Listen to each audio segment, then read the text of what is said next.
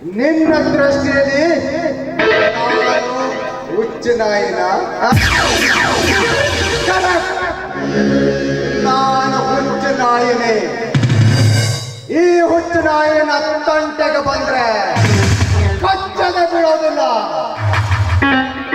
ರಾಘವ, ನೀನು ಬದುಕಿ ಇರುವವರೆಗೂ ನನ್ನ ಆಟ ಏನು ನಡೆಯುವುದಿಲ್ಲ.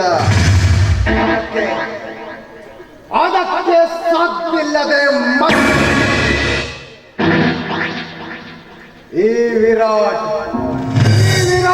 ತಾಳಕ್ಕೆ ಕುಡಿದರೆ ನಾನು ಭಾರ್ಗವ ರಾಮ, ಕುಡಿಯದೆ ಹೋದರೆ ದುಷ್ಯಮುಖ ರಾವಣ.